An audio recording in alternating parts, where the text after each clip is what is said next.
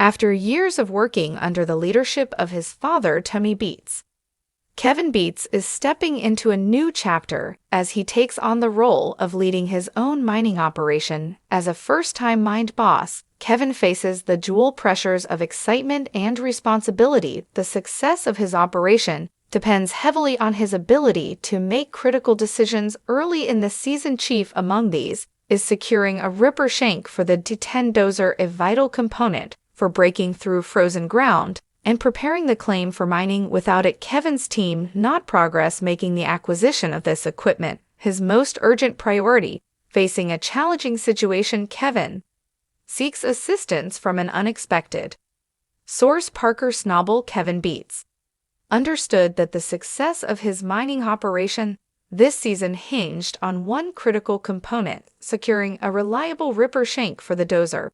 Without it, the entire operation risked grinding to a halt. Although his father, Tony Beets, had lent him a few old ripper shanks to get started, their condition left much to be desired. The shanks were worn and unreliable, leaving Kevin in a precarious position to move forward. He needed a dependable replacement, and he knew exactly where to find it: Parker Schnabel's yard. However, the prospect of approaching Parker was fraught with complications. It had been years since Kevin had last interacted with Parker Snobble, and their relationship had not ended on good terms. Kevin had once worked with Parker, but left after a series of disagreements, leaving a rift between the two men. The time apart had done little to mend their differences, and the idea of reaching out was anything but simple. Still, Kevin understood that personal feelings had to be set aside for the good of his operation. He had invested heavily in his mining venture, spending $700,000 on a wash plant alone, and the inability to get his dozer running posed a serious threat to his plans. Arriving at Parker's yard, Kevin and his team scanned the area and quickly spotted a collection of ripper shanks. Among them, one piece stood out: a slightly oversized shank that appeared well-suited to the dozer. Despite its length, Kevin inspected the equipment, carefully weighing its potential. While the part seemed capable of doing the job, securing it would not be as straightforward as identifying it. The history between him and Parker meant that convincing his former colleague to part with the equipment could prove challenging. Despite his apprehension, Kevin approached Parker prepared for what could be a tense interaction. To his surprise, Parker greeted him with warmth and curiosity. After hearing Kevin's explanation of the situation, Parker expressed a willingness to help, provided Tony Beets had no significant involvement. Parker had his reservations about Tommy, but Kevin assured him that his father's role was minimal, which eased Parker's concerns. In a show of generosity, Parker agreed to provide the ripper shank for $111,000 and offered a flexible payment arrangement, allowing Kevin to defer the cost. Parker's gesture alleviated the financial burden that Kevin was under as he worked to establish his operation. This act of goodwill surprised Kevin given their history and highlighted Parker's willingness to move past old grievances for the sake of helping a fellow miner. As the deal was finalized, the atmosphere shifted from one of tension to one of camaraderie. The two men exchanged a handshake, and Parker even offered a friendly hug, a symbolic gesture that hinted at the possibility of renewed goodwill between them. For Kevin, this moment was about more than just acquiring a piece of equipment. It was an opportunity to repair a damaged relationship and rebuild trust. Leaving Parker's yard with the ripper shanken Kevin reflected on the significance of the encounter. The part represented far more than a solution to an immediate problem. It symbolized a turning point in his operation and a testament to the value of persistence and resourcefulness. By reaching out to Parker, despite their complicated history, Kevin had not only resolved a pressing issue, but also opened the door to rebuilding a relationship with someone who had once been a key figure in his mining career. With the ripper shank secured, Kevin's team was finally ready to begin ripping and push forward with their plans. After weeks of setbacks and uncertainty, the ability to get the dozer running felt like a hard-earned victory for Kevin. The experience reinforced the importance of setting aside personal differences in pursuit of larger goals. It was a reminder that even strained relationships could be mended. Approach the acquisition marked a major milestone in Kevin's mining operation, providing him with the tools and confidence to move forward. More than that, it underscored valuable lessons about the importance of maintaining relationships even with past rivals, and the unexpected rewards that can come from putting pride aside. Kevin Beets' journey in gold mining began at a young age, growing up and working alongside his siblings Mike and Monica at the family's gold mine in the Yukon. From hauling dirt to operating heavy machinery, Kevin learned the intricacies of mining under the watchful eye of his father, Tony Beets, a legendary figure in the industry. Over the years, Kevin took on increasing responsibilities, eventually stepping into the role of chief mechanic in 2019.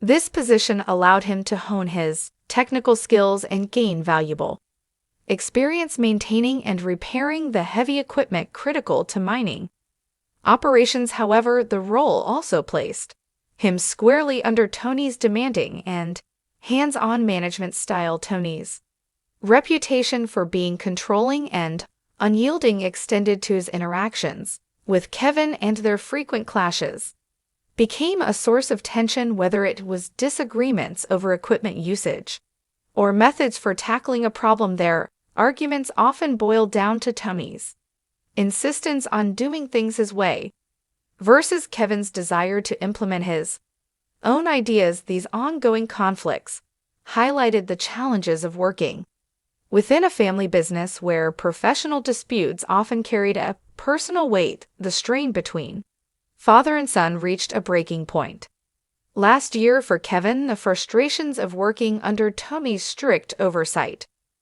coupled with what he perceived as inefficiencies and wasted time, became unbearable. Deciding that the constant fighting was no longer sustainable, Kevin made the difficult choice to leave the family business. It was a significant moment, marking not only a professional shift but also a personal turning point as Kevin sought to carve out his own path in the mining industry.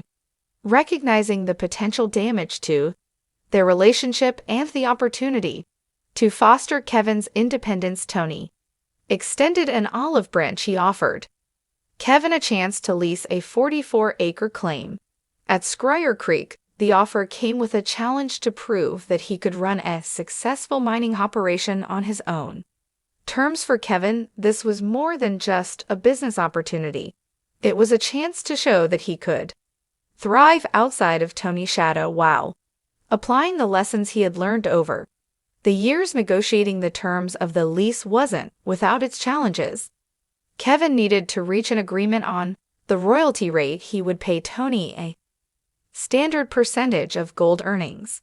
After deliberations, the two settled on a 10% royalty, a rate Kevin considered fair and competitive, with a target of mining 1,000 ounces of gold for the season.